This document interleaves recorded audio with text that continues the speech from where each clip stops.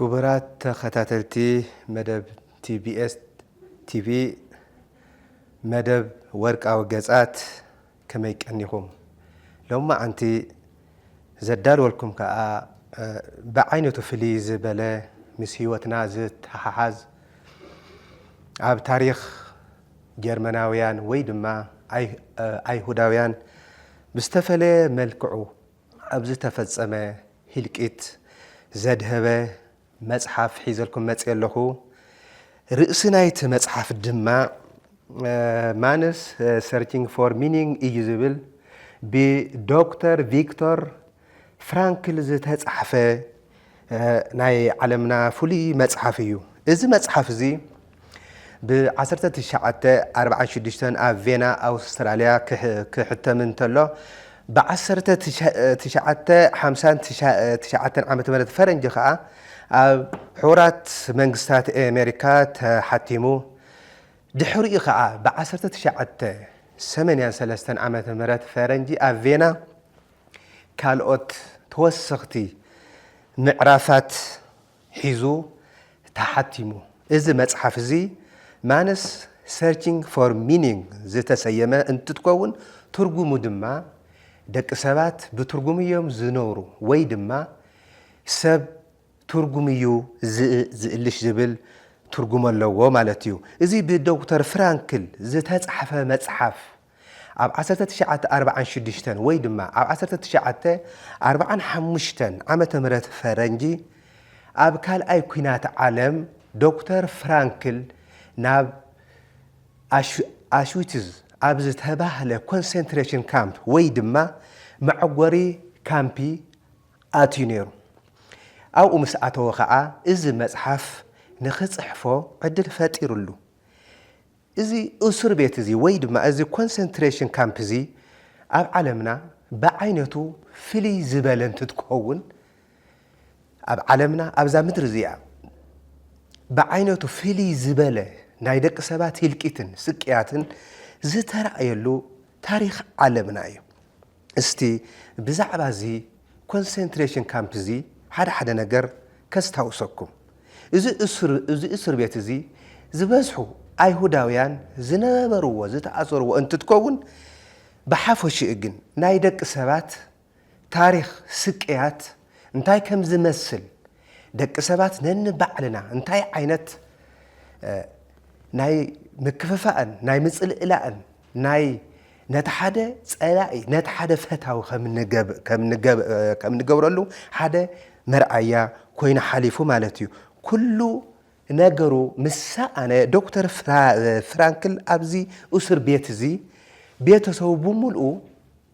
ብምልኦም በዓቲ ቤቱ ሓዊሱ ማለት እዩ ኣብዚ ኮንሰንትሬሽን ካምፕ ህይወቶም ጠፊኦም እዮም ስለዚ ዶክተር ፍራንክል ኣብዚ በዓል ሞያ ሕጊ እዩ ነይሩ ካብ መጀመሪኡ ዳሕረ ግን ኣብ ሞያ ሕክምና ወይ ድማ ሳይካታሪስት ዝሰርሕ ዝነበረ ኣብ መጨረሻ ግን በቲ ናይ ካልኣይ ኩናት ዓለም ብናይቲ ናዚ ዝምራሕ ዝነበረ ስርዓት ናብቲ መዕጎሪ ካምፒ ኣትዩ ማለት እዩ ኣብዚ እዚ እስር ቤት እዚ ኣብ ዓለምና ብዙሕ ታሪክ ገዲፉ ሓሊፉ ማለት እዩ እዚ ኣብዚ መጽሓፍ እዚ ብዓብዩ ዘንጸባርቆ እንታይ እዩ ኣብ እስር ቤት ደቂ ሰባት እንታይ ክኾኑ ይኽእሉ ዝብል እዩ እዚ መጽሓፍ እዚ ናይ ሚልዮናት ህዝብታት ኣብቲ እዋን ናይ ዝነበሮም ስቅያት ብሓፈሻ ድማ ስርዓት ናዚ ኣብ ኣይሁዳውያንን ካልኦት ህዝብታት ዓለምን ዘብጽሖ ህልቂት ብሰፊሑ ዝገልጽ መጽሓፍ እዩ ኣብዚ እስር ቤት እዚ ብጥሜት ይረግፉ ነይሮም ዓርሰ ቅትለት እውን ብሰፊሑ ተስፋሕፊሑ ኣብ ኣስከሬን እንዳደቀስካ ምስ ኣስከሬን እንዳነበርካ ግን ድማ ክትነብር ምፍታን ኣብ ኮንሰንትሬሽን ካምፕ ኣብ ኣሽዊትዝ ማለት እዩ እዚ ዓርሰ ቅትለት ብሰፊሑ ዝተኻየደሉ እዩ ፍራንክል እዚ ኣነ ንባዕለይ ቃል ኣትየ ነይረ ይብል ናፍቲ ብኤሌክትሪክ ምስ ኤሌክትሪክ ዝተተሓሓዘ ስልኪ ጎየ ህይወተይ ከየጥፍእ ቃል ኣትየ ብዙሓት ግና ብሰንኪ እዚ ናይዚ እስር ቤት እዚ ናይ ተስፋ ምቁራጽ ብዙሓት ናፍቲ ብኤሌክትሪክ ዝተተሓሓዘ ስልኪ ኣትዮም ህይወቶም ከጥፍኡ ብዓይነይ ርአ ይብል ሙስሊም ግን ኣብዚ ከዓ ብዝተፈለየ መልክዑ ምንም ኢኖሰንት ወይ ድማ ካብ ገበን ናፃ ከም ዝመሰሉ ግን ድማ ንመስዋእቲ ድልዋት ይኾኑ ነይሮም ዝብለና ማለት እዩ እዞም እስራት እዚኦም መብዛሕትኦም ዝነብርዎ ዝነበረ ህይወት ኣብ ሕልሚ ዝተደረኸ እዩ ኩሉ ግዜ እቲ ህይወቶም ኣብቲ ዘሕለፍዎ ወይ ድማ ኣብቲ ኣብ ደገ ወይ ድማ ኣብቲ ሰላማዊ ህይወት ኣብ ዝነበሩሉ ግዜ ዘስተማቕርዎ ዝነበሩ ዓይነት ህይወት ጥራሕ እንዳስተማቐሩ ነቲ ናይቲ እስር ቤት ስቃይ ንኸሸንፍዎ ይፍትኑ ነይሮም ሕልሞም ኩሉ ግዜ ቅጫ ኬክ ሲጋራ ሙቕ ሻወር ኩሎም እዚኦም ክረኽቡ እንተለው ይዝከሮም ነይሩ ማለት እዩ ዝለዓለ ዋሕዲ ምግቢ እንደገና ኣብዚ ካምፕ እዚ እንደገና እቲ ሕማቕ ናይ ምግቢ ሕፅረት ወይ ድማ ትዝኸፍአ ስእነት ምግቢ ከሳቅዮም ተራእዩ ማለት እዩ ቆርበቶምን ኣዕፅምቶምን ተላጊቡ ይረአ ነይሩ ይብል እዚ ዶክተር ፍራንክል ማለት እዩ እቲ ስርዓተ ነብሶም ከዓ እቲ ናይ ባዕሎም ፕሮቲን ወዲኡ እቲ ናይ ባዕሎም ፕሮቲን ወይ ድማ ተፈጥራዊ ዚ ናይ ሰውነትና ጠቃሚ ዝኾኑ ኬሚካላት ወዲኡስ ጭዋዳ ዝበሃል ዘይነበሮም ፍጥራት ኮይኖም ይብለው ዚ ማለት እዩ ዶክተር ፍራንክ ለብዚ ኣብቲ ናይ ጭንቂ ግዜ ንባዕሉ እውን ተኣሲሩ ኣብ ዝነበረሉ ግዜ ዜማዊ ግጥምታት ኣብቲ ካምፕ የዳምፅ ነይሩ ብፍላይ ድማ ሓቃዊ ፍቕሪ እቲ ቀንዲ ባህጊ ናይ ደቂ ሰባት ኢሉ ይኣምን ነይሩ ኣብቲ ኮንሰንትሬሽን ካምፕ ወይ ድማ ኣብቲ መዕጎሪ ካምፒ ዝነበሩ ሰባት ዘሕለፍዎ ፍቕሪ እንዳስታወሱን ወይ ድማ ኣብቲ ካምፕ ብዝዛረብዎ ናይ ፍቕሪ ቃላት ከም ምግቢ ኮይኑ የገልግሎም ነይሩ ማለት እዩ the salvation of man is through love and in love ወይ ድማ ድሕንነት ሰብ ብፍቕሪ እዩ ኣብ ፍቕሪ እዩ ይብል ዶክተር ፍራንክል ኣብ መጽሓፉ ካብዚ ቀፂሉ እስረኛታት ህይወት ክትሕይሎም እንተላ ኩሉ ግዜ ባዶነት ይስምዖም ነይሩ ባዶነት ክስምዖም እንተሎ እንደገና ነቲ ሕሉፍ ህይወቶም ኣስታዊሶም ካብ ስቃዮም የምልጡ ነይሮም ሓደ ውዚ ካምፕ ፍሊ ካብ ዘብሉ ሓደ ናይ ስነ ልቦናዊ ኣተሓሳስባ ስቃይ ክበዝሐካ እንተሎ ብዛዕባ ናይ ሕሉፍ ህይወትካ ኣስታዊስካ ዘሕለፍካዮ ፍቕሪ ርህራሄ ይኹን ኣብቲ ሰላማዊ ኣብ ዝነበርካሉ ግዜ ዘሕለፍካዮም ናይ ህይወት ተሞክሮታትካ ኣስታዊስካ ምንባር እዩ ማለት እዩ ቀልድታት እንደገና ኣብዚ ካምፕ እዚ ወሰንቲ ነይሮም ቀልዲ ኣብ ደቂ ሰባት ክንደየናይ ዋጋ ከም ዘለዎ ኣብዚ መዕጎሪ ካምፕ እዚ ብሰፊሑ ይግለጽ ማለት እዩ ኣብዚ ቀልድታት ተዘይ ቀሊድካን ተዘይ ተፃዊትካን ክትነብር ኣይትኽእል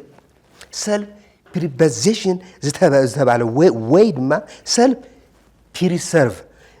ምግባር ማለት እዚ ንህይወትካ ብቀልድታትን ብዝተፈላለዩ ናይ ዝሓለፍካዮም ናይ ህይወት ተሞክሮታት ምንባር ማለት እዩ እዚ ኔጌቲቭ ሃፒነስ ከም ኣጋጣሚ እንደገና ኣብዚ ማለት እዩ እቶም እስራት ከም ኣጋጣሚ ናብ ፀሓይ ክወፁ እንተለው ወይ ድማ ክናፈስ ክወፁ እንተለው እዚ እንታይ ነቲ ፀሓይ ብርሃን ክርእዩ እንተለው ነቲ ንፋስ ከስተማቕርዎ እንተለው ዓለምስ ክንደይ ትፅብቕ ኢሎም ይሓስቡ ነይሮም ማለት እዩ ቀልድታት እውን ካብዚ እቲ ወሳኒ መሳርሒ ነይሩ ማለት እዩ ማለት እዚ እንታይ ዝብሎ ሰልፍ ፕሪዘርቭ ንምግባር ዓርስኻ ንምክልኻል ወይ ድማ ዓርስኻ ንኽትዕቁብ እንድሕር ኢልካ ኣብዚ ክትቅልደለካ ማለት እዩ ኣብ ፀገምካ ግዜ ኣብ እሱር ኣብ ክትእሰር እንተለኻ ተዘይቀሊድካን ናይ ሕሉፍ ህይወትካ ተዘይ ኣስታዊስካን ክትነብር ከም ዘይብልካ እዩ እዚ ዝገልጸልና ማለት እዩ ኣብዚ እንደገና ኔጌቲቭ ሃፒነስ ዝበሃል ኣሎ ኔጌቲቭ ሃፒነስ ማለት ካፍትናትካ ሕማቕ ዘጋጠመካስ ጽቡቕ ነገር ምእላሽ ማለት እዩ ኔጌቲቭ ሃፒነስ which means freedom from suffering ማለት እዩ ካፍቲ ንስኻ ትሳቀዮ ወይ ድማ ካፍቲ ዘጋጠመካ ዘሎ ስቃያት ተሓጓስ ምእላሽ ማለት እዩ ኣብዚ ናይ ዓለም ጽዕንቶ ወዲ ሰብ ክንደየናይ ክብሩ ከም ዝቕንስ እንደገና ኸ ደቂ ሰባት ክንደየናይ ነንባዕልና ክብርና ከም ንቀናነስ ከም ጓሳ ነተን ኣባጊዕ ኣኪቡ ክወስደን እንተሎ ዓይነቱ ማለት እዩ ከምኡ ዓይነት ህይወት ክንመርሕ ከም ንኽእል ኣብዚ ኸዓ ናይ ደቂ ሰባት ውሳነ ዓርሰ ውሳነ ዝበሃል ቦታ ከም ዘይብለው ዚ ብሰፊሑ ይገልጾ ማለት እዩ ናይዚ ካምፕ ትእዛዛዊ ሕጊ ኸ ኣሎ ኣብዚ ኮንሰንትሬሽን ካምፕ ማለት ወይ ከዓ መዕጎር ካምፕ እንደገና ሓደ ዓርሰ ምድሓን መሳርሒ ኣሎ ማለት እዩ do not be conspicuous ሩኡይ ወይ ድማ ጉሉህ ኣይትኹን ማለት እዩ ኣብዚ ቶም ናይ ናዚ ወተሃደራት ወይ ድማ ዋርድያታት ንስኻ ሩኡይ እንተ ኮንካ ወይ ድማ ጉልህ ዝኾነ ኣረኣያ ወይ መንነት ወይ ድማ ውፅእቱ እንድሕርካ ወይ ከዓ ተረኣይ እንድሕር ኮንካ ትቕተል ማለት እዩ ኣብዚ ካምፕ እዚ ኣስከሬን ኣብ ዕሊ ኣስከሬን ጥሜት ከም መሳርሒ መቕተሊ ኮይኑ ዘገልግለሉ ማለት እዩ እስራት እንደገና ኩነታቶም ኣብቶም ሓለውቲ እዩ ዝምስረት ማለት እዩ ጥዑይ ሓላዊ ወይ ድማ ዋርድያ እንተጋጢሙካ ቁርብ ክትጸንሕ ትኽእል ኢኻ እንተዘይ ኮይኑ ግን ህይወትካ ኣብ ኢዶም እያ ኩሉ ግዜ እንደገና እዚ ኣእምሮኣዊ ጸገም ናይዞም እሱራት እንደገና ናይቲ ካምፕ ዘይኮነስ ካብ ውሽጣዊ ውሳነኦም እዩ ዝፍንቅል ወይ ድማ እዚ ኢነር ዲሲሽን እንብሎ ማለት እዩ ኣብ ኣእምሮኣውን መንፈሳውን ውሳነታት ይምስረተው ዚ ማለት እዩ እዚ ድማ ሰብኣዊ ክብሮም ሒዞም ንኽጸንሑ ይገብሮም ነይሩ ማለት እቶም ካብዚ መዕጎር ካምፕ ዝወፁ ሰባት ማለት እዩ ምኽንያቱ እቲ መንነቶም ኣብ ውሽጣዊ ውሳነኦም እዩ ኣብቲ ደጋዊ እንድሕር ዝምስረቱ ግን ክነብሩን ክሓስቡን ኣይኽእሉን ተስፋ ይቆርጹ ማለት እዩ ስለዚ እዚ ሩስያዊ ደራሲ እዚ እንታይ ይብል ዶስቶቭስኪ ዝተባህለ ደራሲ ሓደ ነገር ኣሎ ዘፍርሐኒ ይብል ንስቃየ ዋጋ ዘይመሃብ እዩ እዚ እንታይ ማለት እዩ ኣነ ዝሳቀዮ ዘለኹ ኣብ ህይወተይ ዋጋ እንተዘይሂወዮ ኣነ ከም ሰብ መጠን ዋጋ የብለይን ማለት እዩ ወይ ድማ ኣልቦ ምኽንያት ወይ ድማ ኣልቦነት ይስማዓኒ ማለት እዩ ኣብዚ ካምፕ እዚ ኣብዚ ሕማቕ ዝኾነ ኣሽዊትስ ዝተባለ እስር ቤት ናይ ዓለምና ዝኸፍአ ናይ ናዚ ናይ ስርዓት ናዚ ዝሃነጾ መዕጎር ካምፕ ማለት እዩ እቶም ኣብኡ ዝተኣሰሩ ኢን ሚልዮንስ ዝግመቱ ሰባት ዋጋ ስቃዮም ሓደ መዓት ዋጋ ከም ዘፍሪ ይሓስቡ ነይሮም ማለት ስቃዮም ዋጋ ስለ ዝህብዎ ዝነበረው እዚ መንፈሳዊ ናጽነት ብምርካብ ንህይወቶም ትርጉም ዘለዎ ምዃኑ ህይወቶም ትርጉም ከም ዘለዋን ዕላማ ከም ዘለዋን ይሓስቡ ማለት እዩ ህይወት ትርጉም እንድሕር ሃልይዋ ህይወትና ማለት እዩ ስቃይና እውን ትርጉም ኣለዎ ማለት እዩ ህይወትካ እንድሕር ናይ ባዕልኻ ህይወት ትርጉም ኣለዋ እንድሕር ኢልካ ሓሲብካ ስቃይካ እውን ትርጉም ኣለዎ እዩ ማለት እዩ ስቃይ ክነወግዶ ዘይንኽእል ኣብ ህይወትና ክነወግዶ ዘይንኽእል ምስ ዕድልን ሞትን ዝመሳሰሉ እዩ ስቃይ ከም ዕድልን ሞትን እዩ ብዘይ ስቃይን ሞትን ናይ ወዲ ሰብ ህይወት ሙሉእነት የብሉን ማለት እዩ ኣብዚ እስር ቤት እዚ ብስነ ልቦና ኮንሰንትሬሽን ካምፕ ኢሎም ይጽውዕዎ ነይሮም በቲ ኻሊእ እንደገና ፕሮፌሽናል ኤግዚስተንስ ወይ ድማ ጊዜያዊ ሃለዋት ቀጽሉ እንደገና ክትርጉምዎ እንተለው እንደገና ፕሮፌሽናል ኤግዚስተንስ ኦፍ አንኖውን ሊሚት ወሰኑ ዘይፍለጥ ግን ድማ ውሱን ወሰኑ ዘይፍለጥ ግን ከዓ ጊዜያዊ ህላወ ማለት እዩ እዚ እስር ቤት እዚ ከምዚ እንድሕር እንተልናዮ ጊዜያዊ ሃለዋት እንታይ ክትርጎም እንተሎ ንጹር ናይ ህይወትካ ሽቶን ዕላማን ዘይብልካ ምዃን ማለት እዩ ቀጽሉ እንደገና ንመጻኢ ንኸይት ነብሩውን ሓደ ዛዕግተካ ነገር ኣሎ ማለት እዩ ቀጽሉ እውን ውሽጣዊ መንነትካ ከዓ ይቕየር ማለት እዩ ምኽንያቱ ኣብዚ እስር ቤት እዚ ግዚያዊ ህልውና እንድሕር ሃልዩካ ተስፋ የለን ማለት እዩ ስለዚ እዚ እንደገና ምስ እንታይ ይተሓዝ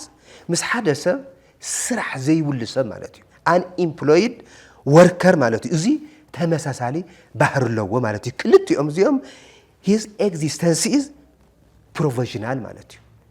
ንቐጻለ ኣይትነብርን ብስሩውን ተስፋ ኣይህልወካን ማለት እዩ ቢስማርክ ከውዚ እንታይ ይብል ህይወት ከም ናይ ሓኪም ከም ናይ ስኒ ሓኪም እያ ወይ ድማ ከም ናይ ስኒ ተሓካሚ እያ ኩሉ ግዜ እቲ ዝበኣሰ ከም ዝመጽእን ብኡ ከዓ ከም ዘየበቅዕን ትጽበለካ ኢሉ ይፈላፈስ ማለት እዩ እዚ እንታይ ማለት እዩ ኣብቲ እስር ቤት እውን ካብዚ ዝገደደ ክመጽእ ከም ዝኽእል ይጽበዩ ነይሮም እዚ ብምዃን እንደገና ህይወቶም ክጸንሑ ብህይወቶም ክወፁ ክኢሎም ማለት እዩ እቲ ካብዚ ዝገደደ ወይ ድማ ዝበኣሰ ዘይጽበዩ ዝነበሩ እስራት ግን ብቐሊሉ ህይወቶም ክስኡኑን ዓርሰ ቅትለት ክፍጽሙን ክኢሎም ማለት እዩ እስራት ከም ዝገደደ ክመጽእ ከም ዝኽእልን ከም ዕድል ተጠቂሞምሉ እዚ እንደገና ናፍቲ ውሽጣዊ ዓወቶም ኣሰጋጋጊርዎ ማለት እዩ እስራት ኣብ ቀጻሊ ዘለዎም እምነት እንተጠፊኡ መጻኢኦም ይጽልምት ማለት እዩ እዚ ከዓ እንታይ ማለት እዩ ዕድላት እንድሕር ትጽበ ኮይንካ እዚ ክግበረሉ እድሕር ኮይንካ እስር ቤት ኮይንካ እንድሕር ተዘይተፈጺሙልካ ህይወትካ ትስእን ወይ ድማ ዓርሰ ምጥፋእ ወይ ድማ ዓርሰ ቅትለት ትፍጽም ማለት እዩ ኣብዚ ንኣብነት ኣብ ልደት ክንወጽ ኢና ኢሎም ዝተተስፈይዎ ነይሩ እዞም እስራት እዚኦም ናይ ጀርመን ማለት እዩ ግን ኣብ ዕለተ ልደት ወይ ድማ ክሪስማስ ስለ ዘይወጹ ወይ ድማ ስለ ዘይተፈትሑ ብዙሓት ህይወቶም ኣጥፊኦም ማለት እዩ እዚ ድማ እንታይ ማለት እዩ ትጽቢት ክንደየናይ ንደቂ ሰባት ጎዳኢ ከም ዝኾነ ማለት እዩ ኤክስፔክቴሽን ክንደየናይ ኣብ ኣእምሮና ዝፈጥሮ በሰላ ከም ዘሎ ፍራንክል ብደንብ ገይሩ ይረድአና ማለት እዩ ንምንታይ ከም ዝነብር እንተፈሊጡ ሓደ ሰብ ንምንታይ ከም ዝነብር እንድሕር ፈሊጡ ብኸመይ ከም ዝነብር ከዓ ይፈልጥ ይብል ፈላስፋ ኒቼ እዚ ሓደ ናይቲ ሳይኮ ቴራፒ መሳርሒና እዩ ማለት እዩ ኣብ ሕክምና ዓለም ማለት እዩ ምኽንያቱ ኣብ ህይወትካ ትርጉም ክትእልሽ ኣለካ ኣብ ህይወትካ ትርጉም እንተዘይ ኣልሽካ ክትነብር ኣይትኽእልን ማለት እዩ ንስቃያትካን ንተሓጓስካን ኩሎም ትርጉም እንድሕር ሂብካዮም ወይ ድማ እትሰርሖ ነገር እትንቀሳቀሱ ነገር ብህይወት እናሃለኻ እትፍጽዎም ዕለታዊ ናይ ህይወትካ ተግባራት ትርጉም እንተዘይ ሂብካዮም ክትነብር ኣይትኽእልን ኣብዚ እዩ ዶክተር ፍራንክል ሎጎ ቴራፒ ዝተባለ ዓይነት ሕክምና ወይ ድማ እዚ ሕክምና ዓይነት ካብ እንክሊዝ ዝኾነ ህይወት ወፂኻስ ንህይወትካ ትርጉም መሃብ ማለት እዩ ናብ ሓደ ናይ ህይወትካ ጭቡጥ ዝኾነ ትርጉም ምምጻእ ማለት እዩ ሰልፍ ሴንተርድ እንድሕር ኮንካ እዚ ናይ ተጻራሪ ማለት እዩ ሎጎ ቴራፒ ማለት toward the meaning of life ስቃይካ ናይ ህይወትካ ምንቅስቃስ ኩሉ ትርጉም ክትወለካ ማለት እዩ ናይዚ ሎጎ ቴራፒ ተጻራሪ አንተ እዩ striving for superiority ማለት እዩ እዚ ክትርጉም ተለታይ ማለት እዩ ሎጎ ቴራፒ ንህይወትካ ትርጉም መሃብ እንትትከውን እዚ ናይዚ ተጻራሪ እንደገና ጻምእ ልዕልነት እንድሕር ተረጋግጽ ግን ክትነብር ኣይትኽእልን ዶክተር ፍራንክል እውን ኣብ ኣሽዊትዝ ነዚ እዩ ምሂዙ ወፂኡ ማለት እዩ እዚ ናይ ሕክምና ወይ ድማ ናይ ኣእምሮ መሳርሒ ወይ ድማ ናይ ኣእምሮ ኣዊፍ መድሓኒት ንስኻ ኣብ ህይወትካ እትንቀሳቀሶም ብዓርስኻ እትምግቦ እትዕዘቦ እትጻቕዖ ወይ ድማ እትኾኖ ትርጉም መሃብ ማለት እዩ ናይ ሰብ ክነብርን ክመውትን ይኽእል እዩ ግን ድማ ብናቱ أتحساسبان إمنتن ويدما ideas and values يمسرت مالتيو أبناي كالوت إمنتن جبر مسن تام مسرتو أيكون كان سخا كتنبر اتخيل مالتيو ليجو ترابي مالت نسخا بعلخا تفصمو بدليتك بدقاو حالتات انت يكونس كاوشتخا امين كالو تفصمو اي مالتيو اب لعلي شو عتشح تمهارو ابز تقايده مصنعتي اب هيوتكم انتي تدوليو إيلوم تطيقم ابز مصنعتي زترخبه وصيت اتوم 16% ገንዘብ ክንረክብ ንደሊሎም እቶም 78 ግን ኣብ ህይወትና ትርጉምን ዕላማን ዘለዎ ሽቶ ክንረክብ ንደሊ ኢሎም ተዛሪቦም ማለት እዩ ዕላማን ትርጉምን ዘለዎ ህይወት ከም ክረኹ ከም ዝደልዩ ተዛሪቦም ማለት እዩ ሌጎ ቴራፒው እንታይ ማለት እዩ እቲ ግዳይ ወይ ድማ እቲ በዓል ዋና ኣብ ህይወቱ ትርጉም ምእላች ማለት እዩ ኣብ ውሽጥኻ ዘሎ ሕቡእ ምልክት ወይ ድማ ሌጎስ ብንቃት ተኸታቲልካ ትርጉም ምፍጣር ማለት እዩ ካሊ ብዝነገሩካ ብዝተርጎምልካ ኣይትነብርን ማለት እዩ ኣብዚ ነገና ብመሰረት ሌጎ ቴራፒ ትርጉም ህይወት ብሰለስተ መገዲ ክንረክብ ንኽእል ማለት እዩ እቲ ሓደ እንታይ እዩ ስራሕ ብምፍጣር ኣብ ህይወትካ ናይ ህይወትካ ትርጉም ክትፈልጦ እንድሕሪልካ ስራሕ ትፈጥር ወይ ድማ ማሃዛይ ትኾን ማለት ወይ ድማ ናይ ተግባር ሰብ ትኸውን ማለት እዩ ካልኣይ እንደገና ልምዲ ወይ ድማ ተሞክሮ እዚ ከዓ እንታይ ናብ ጽቡቕነት ናብ ሓቅነት ናብ ጅግንነት ዝወስደካ ሓደ እዚ ልምዲ ህይወት ተባሂሉ ይጽዋዕ ማለት እዩ ሳልሳይ እንደገና ንዘይ ተወግዶም ስቃያት ትርጉም ማሃብ ማለት እዩ ብዘይ ግብረ መልሲ ንዘይ ተወግዶም ኣብ ህይወትካ ዘጋጥሙኻ ሳፈሪንግ ትርጉም ትህዎ ማለት እዩ እዚ እንታይ ሚኒንግ ኦፍ ሳፈሪንግ ክንትርጉሞ እንተለና እዚ ሰብ ንተሓጓስ ከይተገደሰ ወይ ድማ ስቃይ ንምቕናስ ከይደለ ትርጉም ህይወት ምርካብ እዩ ኣብ ህይወትካ ንተሓጓስ ወይ ድማ ንስቃይካ ንምቕናስ እትጎረ ፈሓጠርጠርጥር ሓንተይ ኮነስ ኣብ ህይወትካ ታትስምዓካ ስምዒት ኣፍታ ግዜን ሳፍታ ሞመንት ንሳ እትስምዓካ ስምዒት ትርጉም ማሃብያ ህይወት ትርጉም እዚ ኣትኸውን ማለት እዩ በዚ ምክንያት ሰብ ንስቃይ ድልው ዝኾን ስቃይ ትርጉሙ ወይ ድማ ስቃዩ ትርጉሙ ከም ዝህልዎ እንደገና ሰብ ይጽበ ማለት እዩ ኣብዚ መስዋዕቲ ከም ኣብነት ክንወስድ ንኽእል ኢና ወይ ድማ ማዕሰርቲ ንዝኾነ ነገር ኢልካ ንዝኾነ ዕላማ ክተሳኺ ኢልካ ምእንተ ህዝብኻ ምእንተ ማሕበረሰብካ ምእንተ ናይ ተሓሳሰባ ለውጢ ንኽመጽእ ኢልካ እትኸፍሎ ስቃይ ትርጉም ኣለዎ እቲ ትሳቀዮ ትርጉም ስለ ዘለዎ እዩ ንስኻ እትቃለስ ወይ ድማ ካብ ካልኦት ካብቶም ተራ ዝኾኑ ሰባት ሕልፊ መስዋዕቲ እትኸፍል ማለት እዩ ህይወት ትርጉማ ኣብ ኩነታት ኣይትምስረትን ማለት እዩ ወይ ድማ ተተንባይት ኣይኮነትን እዚ ድማ ህይወት ናይ ዘይውገዱ ስቃያት እካብያ ህይወት ናውዚ ኩሉ እያ ማለት እዩ ዘይተወግዶም ወይ ድማ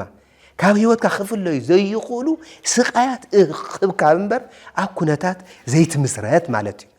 ወዲ ሰብ መወዳእታ ከም ዘይብሉ ፍራንክል ብደንብ ገይሩ ይገልጾ ወሰን የብሉን ወዲ ሰብ ግን ድማ ናጽነቱ ዝተገደበ እዩ ካብ ኩነታቱ ናጻ ክኸውን ኣይኽእል ግን ድማ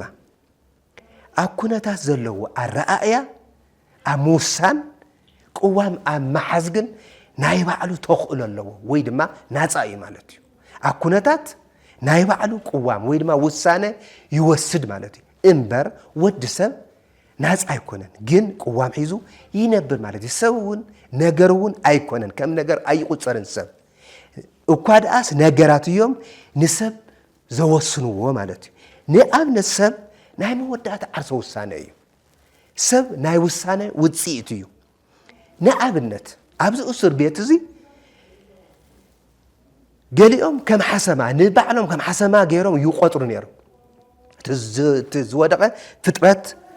ማለት እዩ እዚ ከም ሓሰማ ዝተደርበ ማለት እዩ ገሊኦም ከዓ ከም ቅዱሳት ገይሮም ንባዕሎም ይቆጥሩ ነይሮም እዚ ታይ ማለት እዩ ኣብ ኩነታት ኣይተመስረቱን ስለዚ ተኣሰርና ኢሎም እቶም ንባዕሎም ከም ቅዱስ ገይሮም ሓሲቦም ክነብር ኢና ኢሎም ህይወቶም ተርጉሞም ክነብሩ ዝፈተኑ ሰባት እዚ ታይ ኣብ ኩነታት ኣይተወሰኑን ማለት እዩ ስለዝኾነ ሰብ ኣብ ውሳኑኡ ዝምስረት እምበር ኣብ ኩነታት ኣይምስረትን ማለት እዩ ሰብ ብባህሪኡ ብኣእምሮኡ ማለት እዩ ኣብ ውሳኑኡ ኣብ ዲሲሽንስ ዝምስረት እምበር ኣብ ኮንዲሽንስ ኣይኮነን ኮንዲሽናት ወይ ከዓ ኩነታት ይቀያየሩ እዮም ግን ንስኻ ነቶም ኩነታት እትህቦም ግብረ መልሲ ወይ ከዓ ውሳነ እዩ ዘገድሰካ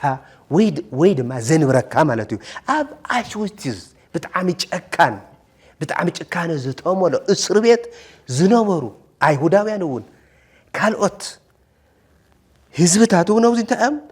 ዋላ ናፍቲ ጋዝ ክቃፀሉ እንተለው እንዳጸለዩ ይኸዱ ነይሮም ኣብዚ ህይወቶም ክንደየናይ ትርጉም ከም ዝሃብዋ ንሕና ናፍቲ እቶን ዝቃፀል ቃልቃል እንዳበለ ዝቃፀል ሓዊ ክንኣቱ እንተለና ናህና ምቅፃል ትርጉም ኣለዎ ወይ ንእስራኤላውያን ወይ ከዓ ንኻልኦት ወይ ድማ ንኻልኦት ህዝብታት ታሪክ ክኸውን ኢሎም እዮም ሕጉሳት ኮይኖም እንዳጸለዩ ዝቃፀሉ ነይሮም ገሊኦም ግን ወይ እንዳሉ እንዳባህረሩ ይቃፀሉ ነይሮም ማለት እዩ እዚ ናይ ኩነታት ህይወትና ኣብ ኩነታት ክምስረት ከም ዘይብሉ ማለት እዩ ቀጽሉ እንደገና ትራጂክ ኦፕቲሚዝም ማለት እዩ መሕዘን ተስፋ ማለት እዩ ወይ ድማ መሕዘን ጽቡቕ ነገር ትራጂክ ኦፕቲሚዝም ኢሉ ዝጽዋዕ እዚ ዶክተር ፍራንክል ተስፉ ምዃን ዓርሱ ዝኽኣለ ሌጎ ቴራፒ እዩ ሌጎ ቴራፒ ንህይወትና እንሆ ትርጉም እዩ ክሳዕ ዝበልና ተስፉ ኮንካ ምንባር እንደገና ሓደ ናይቲ ሌጎ ቴራፒ መሳርሒ ማለት እዩ ሌጎ ቴራፒ እዚ ብሰለስተ መገዲ ይግለጽ ስቃይ ሓደ ብስቃይ እዩ ንስቃይካ ትርጉም ማሃብ ኣነ ዝሳቀ ዘለኹ ትርጉም ስለ ዘለዎ ውጽኢት ከምጽየ ወይ ድማ ኣነ ተሳቀየ ካልኦት ዝኽተሉኒ ህዝቢ ወይ ድማ ማሕበረሰብ ኣሎ ሓደ ዓወት ከመዝግብ ይልካ ተሓስብ ማለት እዩ ካልኣይ እንደገና ገበን እዩ ገበንኛ እንድሕር ኮንካ ገበን ፈጽምካ ኣለኻ ዝኾነ ነገር ተሳሕትካ ኣለኻ ግን እቲ ገበን ምዃንካ ግን ስሕተት ኣይኮነን ናይ ኣእምሮ ጉዳይ እዩ ዝኾነ ሰብ ገበነኛ ክኾን ይኽእል ንጹህ እውን ክኾን ይኽእል ማለት እዩ እቲ ገበነኝነቱ ግን ንሓደ ውጽኢት ወይ ድማ እንድሕር ብዝሰርሖ ገበን ዝእሰር እንድሕር ኮይኑ ኣብቲ እስር ቤት ኮይኑ ብዝሓስቦ ብዘንቀሳቅሶ ብዝጽሕፎ መጽሓፍቲ ይኹን ብዝመራመሮ ብዝፈላፈሶ ዋጋ ኣለዎ ማለት እዩ ስለዚ ካብቲ ሕማቕ ጽቡቕ ምጽባይ ማለት እዩ ካብ ስቃይካ ጽቡቕ ነገር ምጽባይ ገበን ሰሪሕካ ናብ እስር ቤት እንድሕር ኣቲኻ እውን ሓደ ነገር ክሰርሕ እየ ኢልካ ከምኒ ኔልሰን ማንዴላ ክትሓስበለካ ማለት እዩ ቀጽሉ እንደገና ሞት እዩ ሞት እንደገና ኣብዚ ተወሳነ ናይ ህይወት ውህብቶ እዩ ሞት ስለ ዘሎ ኢና ንሕና ህይወት እነኽብራ ሞት እንድሕር ሃልዩ ብህይወት እናሃለኻ ታሪክ ክሰርሕ ከም ዘለካ ዋጋ ከም ዘለዎ ሞት ዋጋ ከም ዘለዎ ናትካ መጽዋዕት ወይ ከዓ ናትካ ሞት ተራ ሞት ከም ዘይኮነ ብኾንቱ ክትመውት ከም ዘይብልካ እንድሕር ሓሲብካ ሞት ዋጋ ኣለዎ ማለት እዩ እዚ እዩ ትራጂክ ኦፕቲሚዝም ዝበሃል ማለት ኦፕቲሚዝም ማለት ንጽቡቕ ነገር ምምናዩ ከዓ ጽቡቕ ምሕሳብ ማለት እዩ ኦፕቲሚዝም እንደገና ብትእዛዝ ወይ ድማ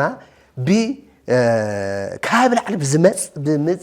ብዝመፀካ መምርሒ ኣይኮነን ኣብዚ ኦፕቲሚዝም ካብ ውሽጥኻ ዝፍልፍል ማለት እዩ ኣብዚ እንደገና ሌጎ ቴራፒ እንድሕር ኢልና ገበነኛ ምዃን ወይ ድማ ሞት ኣብ ቅድሜኻ እንድሕር ሃልዩ ወይ ከዓ ስቃይ እንድሕር ዘጋጥመካ ካብዞም ሰለስተ ነገራት እዚኦም ትርጉም ህይወት ምእላሽ ማለት እዩ እዚ እንደገና ኮሌክቲቭ ገልት ዝበሃል ኣለዎ እዚ እንታይ ማለት እዩ እዚ ሓበራዊ ወይ ድማ ናይ ሓበር ገበን ማለት እዩ ናይ ሓበር ገበን ከም ህዝቢ ወይ ከዓ ከም ማሕበረሰብ ገበነኛ ክኸውን ኣይኽእልን ሓደ ማሕበረሰብ ውሕዳት ሰባት ግን ገበነኛታት ክኾኑ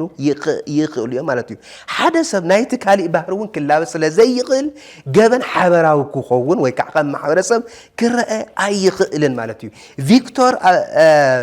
ዶክተር ፍራንክል ወይ ድማ ቪክቶር ፍራንክል ለውዚ እንታይ ይብል ኣብ መወዳእታ ካልኣይ ኩናት ዓለም ናይ ሓባር ገበን ዝመስል ሕቶ ሓንቲ ኣሜሪካዊት ሓቲታትኒ ይብለውዚ ፍራንክል ማለት እዩ ንምንታይ ኢኻ ክሳዕ ሕዚ በቲ ናይ ጀርመን ወይ ድማ ብናይ ሂትለር ቋንቋ ጌርካ ትፅሕፍ ዘለኻ ኢላ ሓቲታቶ ንሱ ግን ስኺሉ ኣይረኣያን ኣብ ገዛኺ ካራ ኣለክ ዶ ኢሉ ሓተታ እወለኒ እሞ እንታይ ደኣ በቲ ንኽንደይ ሰባት ዝሓረደ ካራ ሽጉርቲ ይኹን ስጋ ይኹን ካሊእ እትኸትፍ ዘለኺ ኢሉ መሊሱላ ማለት እዩ ስለዚ እዚ እንታይ ማለት እዩ እዚ ናይ ሓባር ወይ ከዓ እዚ ኮሌክቲቭ ገልት ዝበሃል ነገር ከምዚ የለ ማለት እዩ እዚ እንደገና ብጅምላ ምፅላእ ብጃምላ ምውንጃል እውን ከምዘይ ይከኣል ማለት እዩ እዚ ዶክተር ፍራንክል ብሰፊሑ ዝነግረና ማለት እዩ ስለዚ ኣብዚ ሞት እንታይ ማለት እዩ ሞት ሓደ ሽማግለ ኣብ መጨረሻ ዕድሚኡ ወይ ድማ ኣብቲ ናይ ንእስነቱ ወዲኡ ናብ ሞት ኣብ ዝፅግዐሉ ግዜ ይረጋጋዕ እዩ ንዝሓለፎ ህይወት እንዳመስገነ ንዝሰርሖ ታሪክ ይኹን ተሞክሮ እንዳስተማቐረ ክነብር ይኽእል ይሕጉስ እዩ መንእሰይ ግን ንመፅኣ ክነብር ስለ ዝደሊ ኣብዚ ክሓዝን ይኽእል ማለት እዩ ግን እንታይ ማለት እዩ እዚ ህይወት ትርጉም ክትህብ ኣለካ ማለት እዩ ዋላ ሽማግለኹን ዋላ ኣረጊት ኩን ማለት እዩ ዓለም ኣብ ሕማቕ ኣላ ይብል ዶክተር ፍራንክል ግን ድማ ኣዝያ ሕማቕ ከይትኸውን ክንሰርሖ ዝግበአና ፅቡቕ ነገር ክንሰርሕ ኣለና ንጠንቀቕ ካይብል እንደገና ካብ ኣሽዊትዝ ወዲ ሰብ ክንደየናይ ዓቕሚ ከም ዘለዎ ተገንዚብና ኢና ካብ ሂሮሽማ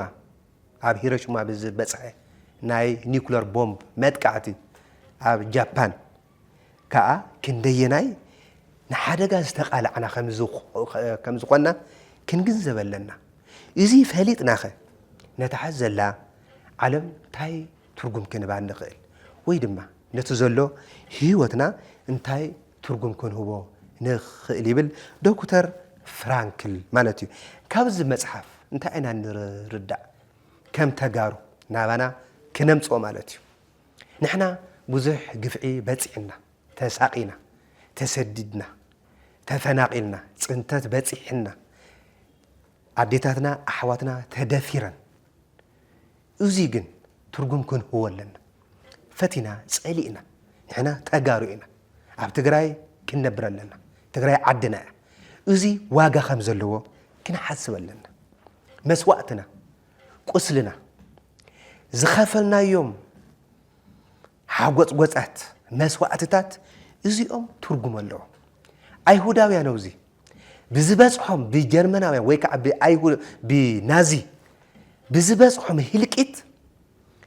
ሃገር እስራኤል መስሪቶም ኢድ ኣይሃቡን ኣብ እስር ቤት ኮይኖም ተበቲኖም ዝኹሉ ጆኖሳይዳዊ ህልቂት በፂሕዎም ተመሊሶም ግን ስቃዮም ዋጋ ከም ዘለዎ እዮም ተረዲኦም ኣብዚ እንመሃሮ ነገር ኣሎ ኣብ ሕድሕድ ገዛውትና ኣብ ቤተሰብና ብሓፈሻ ድማ ኣብቲ ማሕበረሰብ ክንደይ ዝተጎድአ ኣለና ክንደይ ዝተደፈራ ደቂ ኣንስትዮ ኣሕዋትና ኣለዋ ኣካሎም ዝሰኣኑ ወገናትና ኣለዉ እዞም ወገናትና እዚኦም ናይዚ ስቃይ ናይዚ መጉዳእቲ ናይዚ ምምዝባል እዚ ዋጋ ከም ዘለዎ ክንሓስብ ኣለና ፈቲና ፀሊእና ንሕና ዝሰራሕናዮም ዝመፃናዮም ዘመዝገብናዮም ዓወታት ዋጋ ክንህቦም ኣለና ማንስ ሰርችንግ ፎር ሚኒንግ ነዚ እዩ ዘንፀባርቀልና ማለት እዩ ቀፂሉ ፅንተትና ጉድኣትና መስዋእትና ባዕልና ኢና ዋጋ ንዎ ማንም ዋጋ ኣይህበልና ስለዚ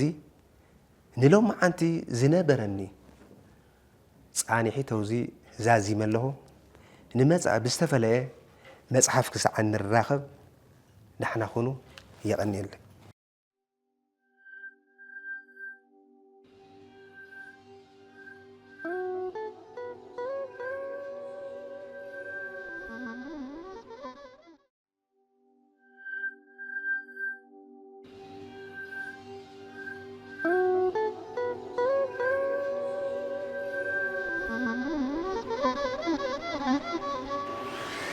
Mm-hmm.